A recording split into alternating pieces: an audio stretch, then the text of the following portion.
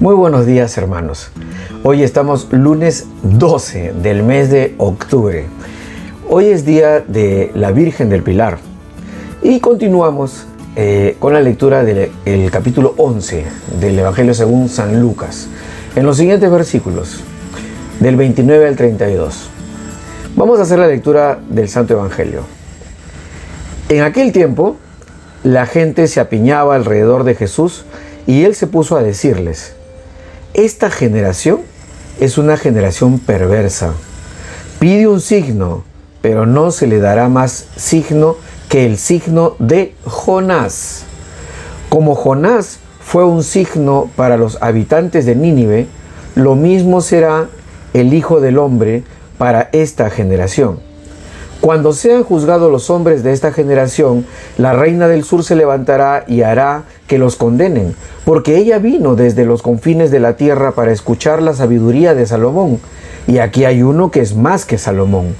Cuando sea juzgada esta generación, los hombres de Nínive se alzarán y harán que los condenen, porque ellos se convirtieron con la predicación de Jonás, y aquí hay uno que es más que Jonás.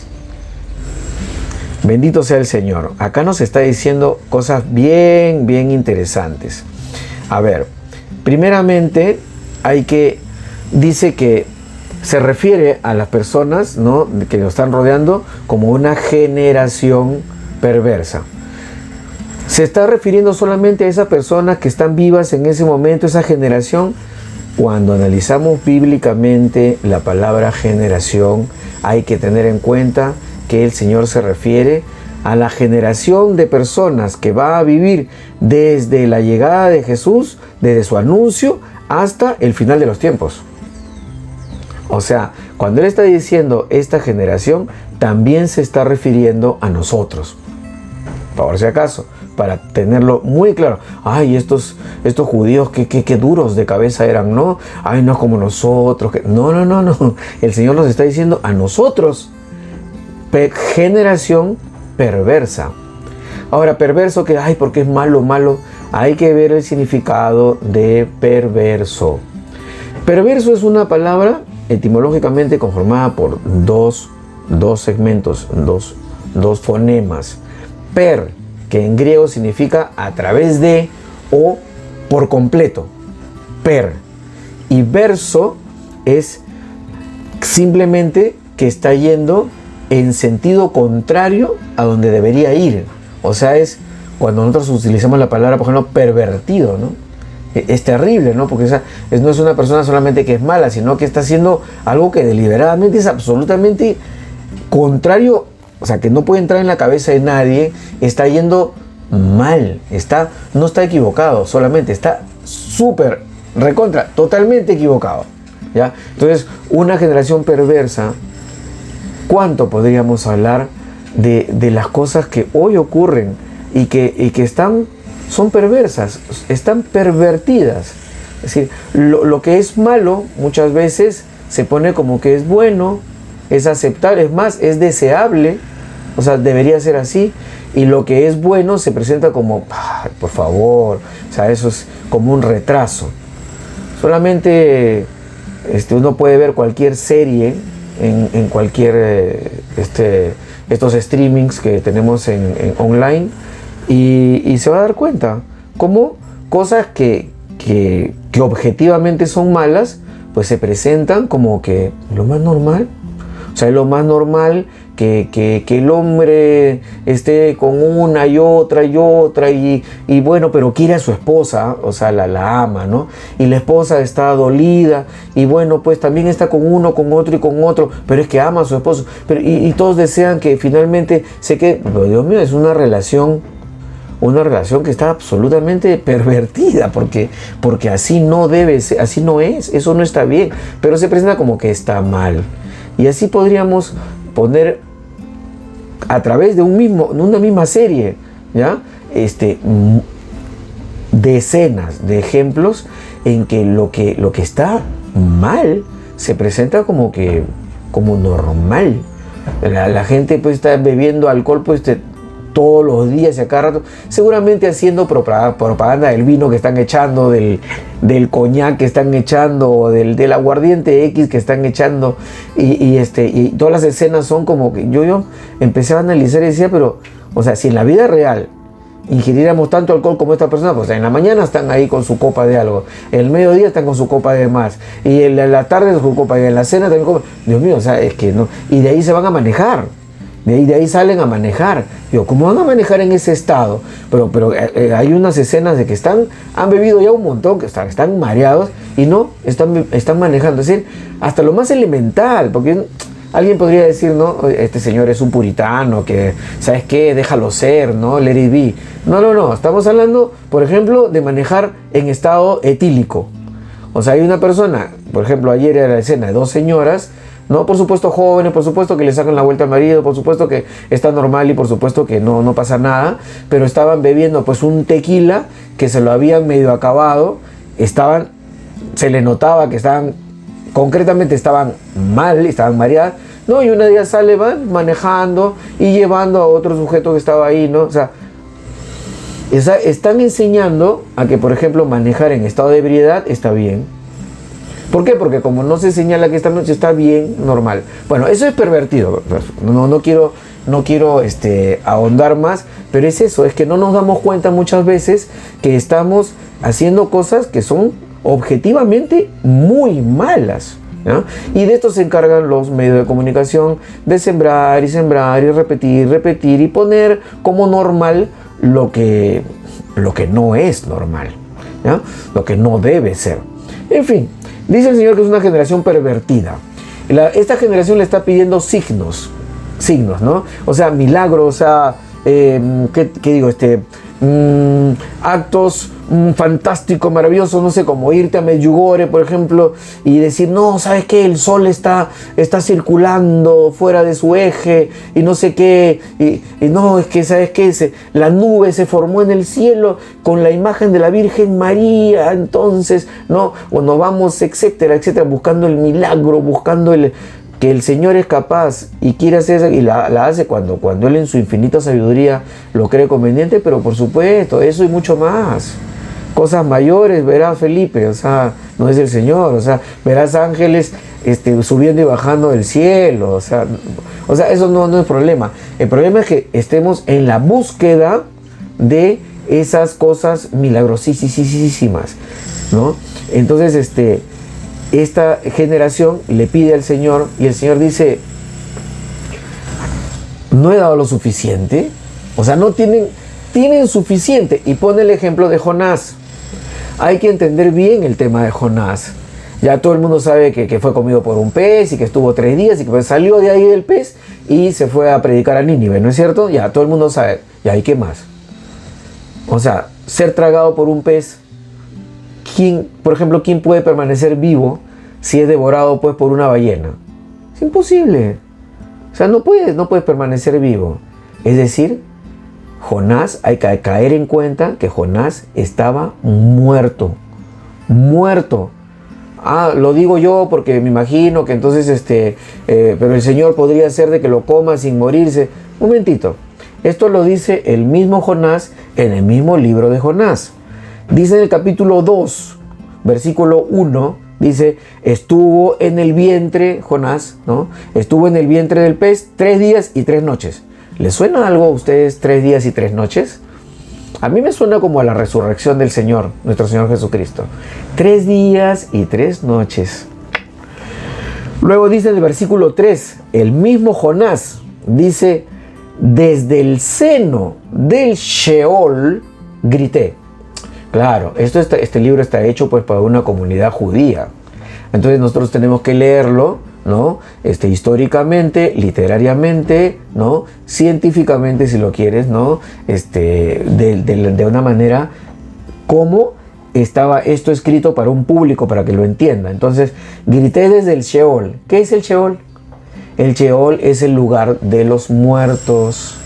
Es el lugar donde los judíos decían que cuando una persona se muere, se va al Sheol. Dentro del Sheol habría un espacio para los hijos, el seno de Abraham, donde va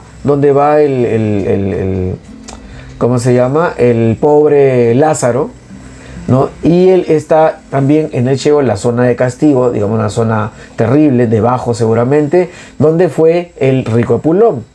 Eso lo sabemos, pues está en los evangelios. Entonces el Sheol es el lugar de los muertos. Entonces Jonás está diciendo, desde el lugar de los muertos grité. ¿Quién está en el lugar de los muertos? Pues los muertos. Entonces Jonás estaba muerto. No estaba como Yepeto, no sé, dentro de la ballena, ¿no? En Pinocho, ¿no? Que es más o menos como una alegoría de una copia digamos, cambiada, pero no, o sea, la bestia esta, marina, lo había tragado a Jonás y Jonás estaba muerto. Dice Jonás, y en el versículo 7 del mismo capítulo 2 dice, de la fosa tú sacaste mi vida. ¿Ah? De la fosa tú sacaste mi vida. Es sacar un cadáver como Lázaro de la tumba. Sacarlo de la tumba. De la fosa tú sacaste mi vida. Lo sacó de donde estaba muerto.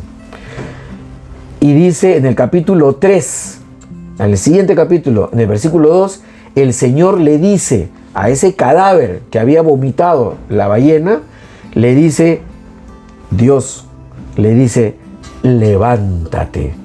¡Wow! Levántate, claro, sí, todo el mundo entiende la palabra levántate, pero levántate en las Sagradas Escrituras, ¿qué cosa es?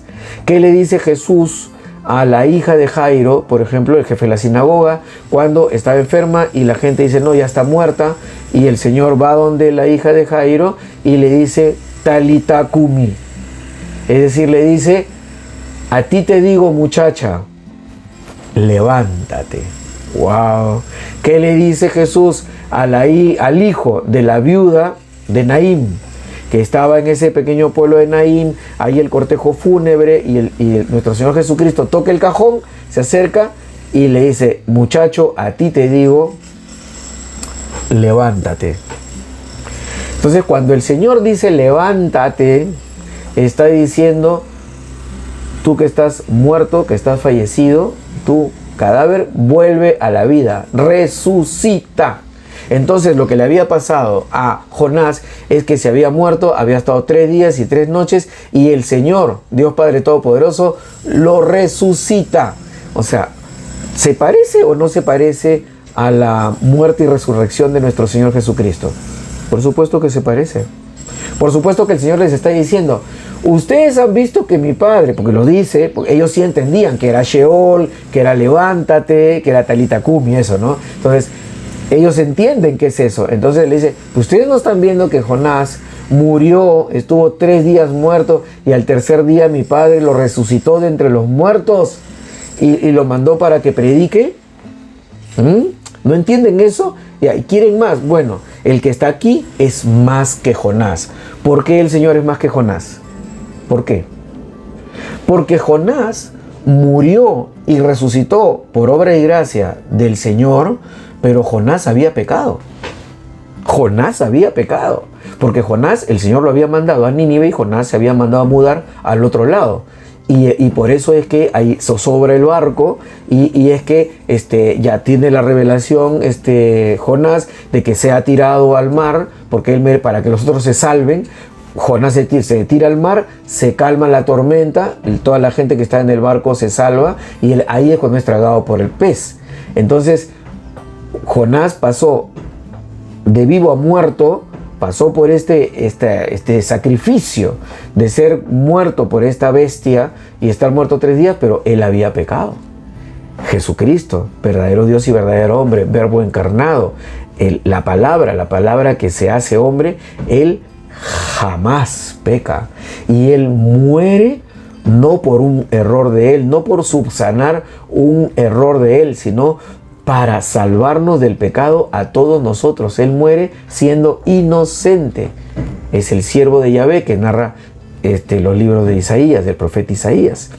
Entonces, por supuesto que Jesús es mucho más que Jonás, que es un hombre nacido de hombre y de mujer, ¿no? Nacido de la sangre, diría nuestro Señor Jesucristo, diría San Juan en el Evangelio.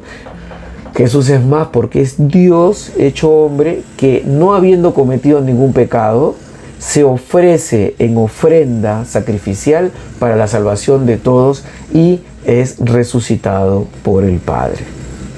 Entonces, pero nosotros efectivamente pedimos más signos, más signos. El Señor debería convertir a todos los pecadores de una vez, total. O sea, ¿para qué hay tanta maldad en el mundo? ¿Por qué?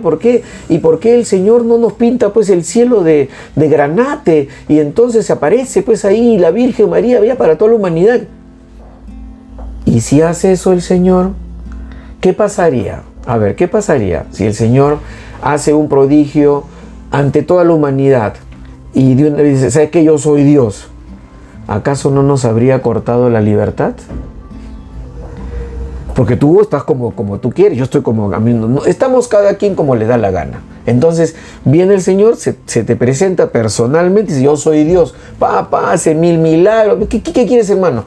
¿Quieres que esta manzana se convierta pues en un Cadillac? Ya, hermano, fin, ya está. ¿Qué quieres, hermanito? ¿Que un departamento de 100 metros cuadrados se convierta en una mansión de 3000 metros? Ya, ves, acá está. ¿Quieres que la película El Secreto se haga realidad y que tú digas, no sé, quiero un Ferrari, y tienes un Ferrari? Ya, o sea, ya, lo que tú quieres, hermano. Y en ese momento que el Señor ha hecho todas esas cosas, en ese preciso momento nos habría recortado la libertad de cada uno. Porque entonces ya tienes que creer, pues nomás. Tienes que creer nomás. O sea, ya qué sentido tiene la fe. ¿Qué sentido tiene todo el Evangelio de San Juan cuando dice el Señor, tengan fe, permanezcan en mí? O sea, ya no recortó la libertad. Y el Señor jamás va a violar nuestra libertad. Nos está dando todas las señales, nos está dando la palabra que reflexionamos todos los días, es Él, y la estamos dando, y Él se da por todo el mundo por medio de las personas que hablan de Él. El Señor se da y el Señor hace milagros. Nuestra vida es un milagro, el haber nacido es un milagro, el estar sanos ahorita y poder hablar es un milagro, poder oír, ver, poder saborear, poder caminar, poder pensar, poder leer, es un milagro todo lo que tenemos, pero ansiamos siempre lo que no tenemos. Señor, no tengo el cielo pintado de arcoíris, ¿sabes qué? Píntamelo pues, ¿no? ¿No? Entonces, esta generación que es perversa no tendrá otro signo que más que el signo de la muerte y resurrección de nuestro Señor Jesucristo, ¿ya?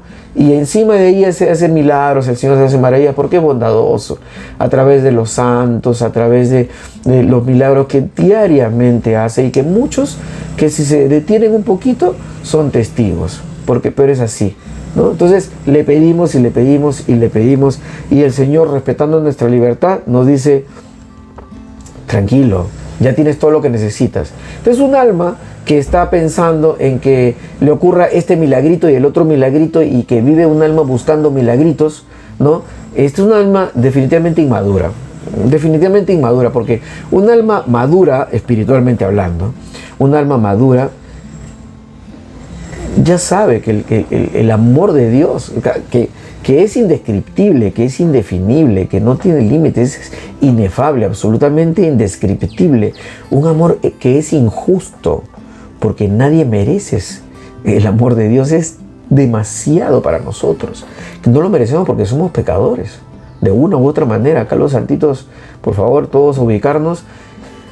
Todos pecamos, todos ofendemos al Señor de una u otra manera, de repente en diversas dimensiones, diversas modalidades, y aún así nos ama de esa manera. El Señor ya nos ha dado todo, y lo que nos está diciendo, por favor, miren, si la generación de Nínive se levantara, ¿no?, contra ustedes, dirían, nosotros vino Jonás y le creímos, y se salvaron. El Señor los iba a arrasar, se salvaron. Ellos creyeron, creyó la reina, la princesa esta que va a visitar a Salomón, ¿no? Entonces, y nosotros no creemos. Entonces, hay que ubicarnos bien. El Señor nos está invitando, llamando, nos está aconsejando, nos está pidiendo, invocando a que por favor creamos en Él, creamos en su palabra. Y así vamos a alcanzar la felicidad que tanto ansiamos. El Señor llena todos los vacíos. Su propuesta es la única propuesta. Pues nosotros muchas veces estamos buscando obtener lo que buscamos a través de terapias, rituales orientales, druidas, celtas, con músicas, con inciensos y con una serie de magias y con que los yogas y los reikis y los mindfulness, los caminos de iluminación del Buda y no sé qué. Mira, todas esas cosas nosotros andamos buscando. Y no me estoy refiriendo a la gente atea, porque en ellos sería normal. O sea, el ateo termina siempre siendo supersticioso. Pero, y bueno, pruebas al canto. Analícenlo nada más. Estoy hablando de la gente que va a la iglesia. Estoy hablando de la gente que va a misa. Apoyándose en cosas, en amuletos, en chamanería, en lectura de cartas, apoyándose en espiritismos, en la visita a la brujita para que te cuente tu futuro. Nosotros buscando esas maravillas por otro lado, y el Señor nos está diciendo hoy, ya, para terminar en concreto, yo soy el camino, la verdad y la vida. Crean en mí, permanezcan en mí. Ya tienen suficientes signos. Tranquilos, yo les ofrezco la auténtica felicidad, la eterna felicidad. No la busquen en otro lado. El Señor nos avisa todo el tiempo casi lo mismo. Que el Señor ilumine nuestras mentes, se inflame nuestros corazones, nos llene de su amor los corazones para poder entender, captar, aunque sea de a poquito, su palabra, porque allí está la plenitud y es cuestión de simplemente tener la humildad de abrirle el corazón a nuestro Señor Jesucristo. Que el Señor nos bendiga, nos guarde todo mal y nos lleve a la vida eterna. Amén. Que tengamos un fantástico día lunes y que el Señor permita que mañana, martes, aquí volvamos a seguir reflexionando con ustedes la palabra de Dios.